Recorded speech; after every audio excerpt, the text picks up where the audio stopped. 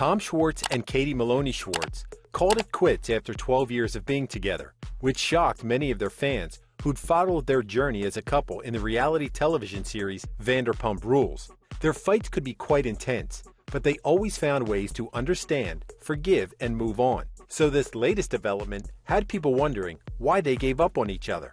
Vanderpump Rules is a spin-off from the reality TV series The Real Housewives of Beverly Hills and premiered on 7 January 2013 on the Bravo cable channel owned by NBC Universal Television. In the series, the viewing public was introduced to Katie and 5 other attractive people who worked as bartenders or servers at SUR, Sexy Unique Restaurant, in West Hollywood, but with their hearts set on becoming popular models, musicians, or actors. Lisa Vanderpump, a British restaurateur, made famous by her participation in The Real Housewives of Beverly Hills, owned the establishment.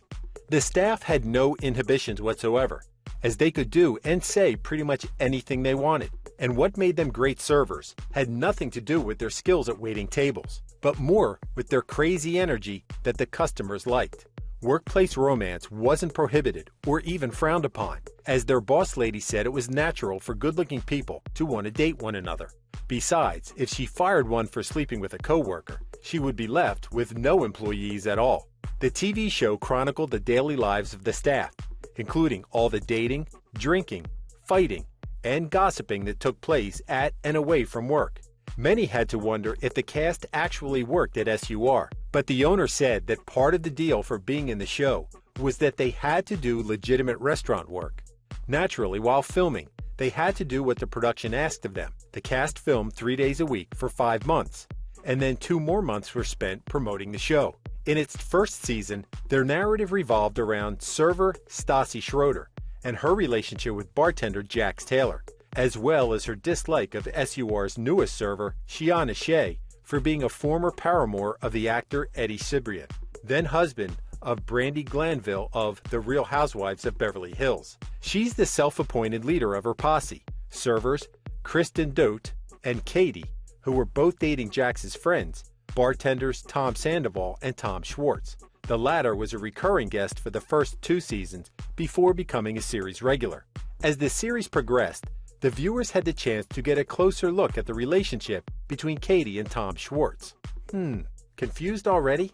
With the servers dating the bartenders, it would be easy to imagine how their personal lives could bring chaos to the restaurant, particularly when cheating and betrayals came to light. Things became even more complicated when couples broke up and then started dating other people who also worked at SUR or landed a job there after entering a relationship.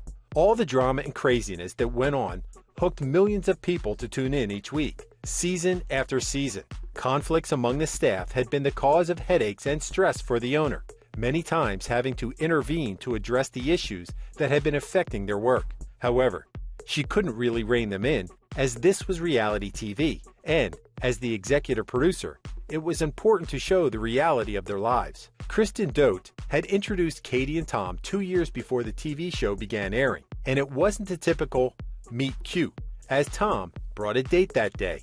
Katie found it funny, saying, "Finally, I'm meeting this guy that supposedly wants to meet me. That's so perfect for me, and he's got a girl with him?" For his part, he said there was no spark on the first night they met, but it happened the next time they were introduced, and learned her backstory. They had their first official date at the Vampire Weekend concert 3 months later. As they continued to date, they still kept things very casual, and finally called each other Bubba. The nickname began as Babe, became Baby, BB, Bubs, then Bubba, which stuck, as Tom said that it felt right. They both claimed to not want to be in a relationship, or to put a label on what they were to each other. It was Katie who later initiated taking what they have to the next level, as she asked him to be her boyfriend, to which he said, "Well, I don't know if I'll be a very good boyfriend, but I'm down to give it a shot." His reply had been good enough for her. The viewing public was soon witness to how things could become crazy between them. In Season 2 of Vanderpump Rules, the whole group went to Cabo, Mexico to celebrate Stassi's 25th birthday. Inviting Shiana, whom Stassi's posse hated, had been a mistake. Even more so when they refused to hang out with her, and she was left with no choice but to be with the guys, which they didn't like. Katie earned the nickname Tequila Katie that night, as she turned vile after having too many drinks. She was angry and being irrational as she got into an argument with Tom for feeling bad for Shiana and giving her a drink. He then lost his cool and threw his beer in her face. "It was an asshole move and I never should have done that," he admitted. The drama didn't end there, as the pair ruined Stassi's birthday dinner when they continued to argue, as Katie felt that he was invalidating her feelings. He then told her, "You give me anxiety on a constant basis. You act like a moron," and that she made his life miserable. He later apologized for his behavior and wanted them to move on, which they did since they apparently loved each other. Kristen was hurt by being exiled and quarantined by the group for cheating on her boyfriend, Tom Sandoval, when she said that everyone was doing the same thing, but she was the only one being punished for it. Someone pointed out to her that what she did was worse, as she slept with Jax, who was Sandoval's best friend and her best friend's Stassi's boyfriend. She denied going out of her way to ruin her friends' lives, even if she didn't think twice about passing on information she heard from Jax and Shiana that Tom Schwartz cheated on Katie with 2 girls. At first, Katie didn't believe any of it, but when she told Tom about the cheating rumors, he came clean and admitted to being hammered and making out with the girl after he had a big fight with Katie. However, he denied what Jax had said about him having sex with a girl in Las Vegas, only to later admit to waking up with that girl, but was too drunk to remember anything else. Jax thought he was doing Tom, whom he considered his brother and best friend, a favor by telling him that Katie cheated on him during a photo shoot, as she was kissing a guy on his neck and putting her mouth near his crotch area. However, Tom said that Jax was a chronic truth stretcher and had been on an anti-Katie crusade for the longest time. In his defense, Jax said that Tom often told him he wasn't happy with Katie, as they were fighting all the time and not having sex, so he believed that the two shouldn't be together. Tom believed Katie when she told him that nothing happened, and further said that he was happy with the way things were between them lately, so he didn't want anything to ruin that. Katie and Tom had been talking for a year and a half about getting a dog, but he hadn't got around to it. However, when he felt that she was putting the heat on with talks of engagement, marriage, and babies, it freaked him out and thought that getting a puppy would buy him some time, at least a year in delaying things. Tom said that when his friends such as Stassi became engaged, it put pressure on him to do the same thing. Katie was so happy when he surprised her with a 1-year-old dog named Gordo, saying they'd become parents, which she considered as one step forward. Tom finally proposed to Katie, and Lisa Vanderpump hosted their engagement party at her place. As the two were discussing wedding expenses, he brought up the topic of signing a prenuptial agreement for practical reasons, even if he didn't have assets he wanted to protect, except for his collection of Teenage Mutant Ninja Turtles action figures, and she only had a little more money than him. She agreed, though didn't understand why he wanted one, so they consulted a lawyer. Katie and Tom tied the knot in August 2016 at 20 Mile House near Lake Tahoe, within the forests of the Sierra Nevada mountains, which provided them with a beautiful rustic backdrop for the ceremony, officiated by Lisa Vanderpump. Tom said, "There's no doubt in my mind that Katie is the one I want to marry. I want to spend the rest of my life with her."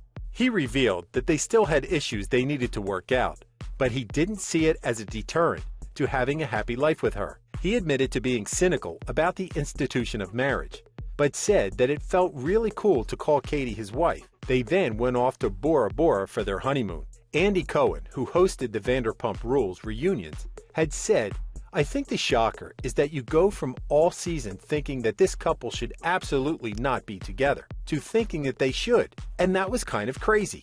3 years later, it was revealed that the paperwork wasn't filed, so they weren't legally married. The couple headed to Las Vegas to make their wedding official in a Western-themed ceremony. With their friends having babies, Katie and Tom had been asked several times when it would be their turn. Tom said, "As far as the timeline, I'm still non-committal, but I'm on the record.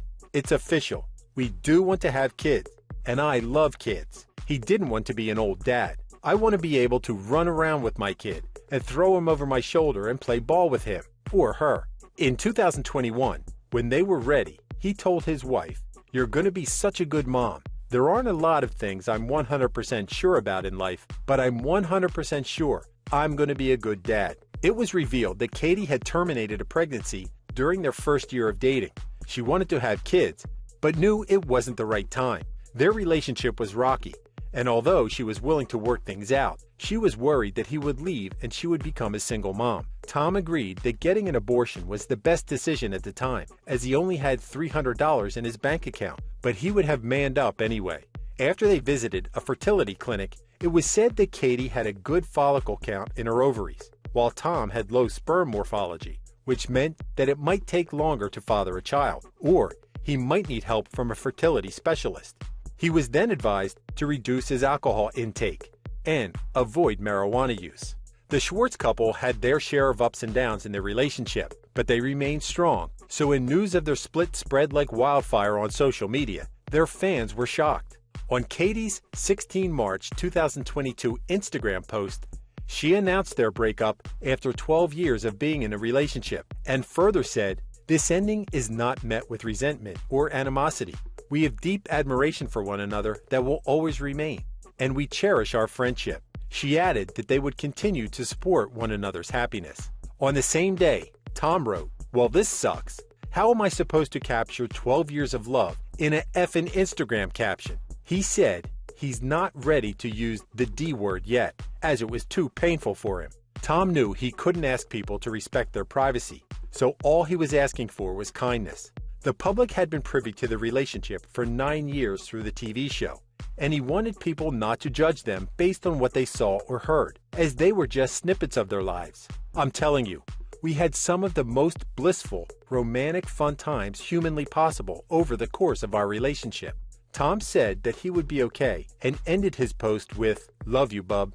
Always and forever, you'll be in my heart." Back in 2021, Katie wanted to let people know that it was wrong to assume that they were always at odds with each other, and that Tom's unhappy as she's a miserable shrew of a wife based on what was aired on the show. She said, "We don't hide our fights. We have pretty intense, horrific fights that, suck, so you don't see the worst of the worst, but that's not like the constant daily for us." Tom admitted that there were times when he felt they weren't going to make it, but he was glad they put in the work, as he was happier than he had ever been. So what went wrong with them? Katie shared during her "You Are Going to Love Me" podcast the simple truth. "He was my person, and I wanted to be with him forever, but ultimately, I just wasn't happy." There was no huge fight or anything crazy that happened. What she had been feeling had been building up for months, and she realized that it wasn't going away. She knew the time had come to make the most painful and difficult decision of her life, and that was to choose herself and her own happiness over her husband's.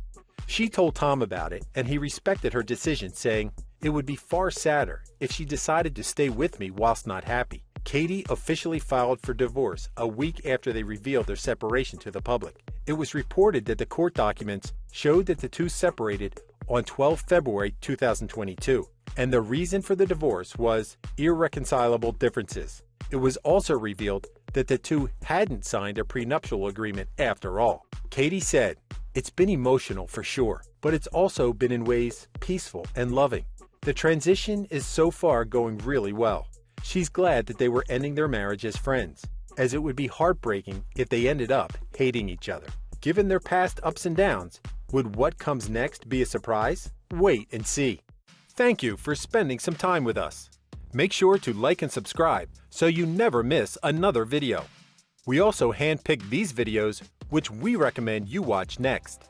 You can talk to us on all social medias or ask a question in the comments below. Thank you for being with us, and we'll see you back tomorrow.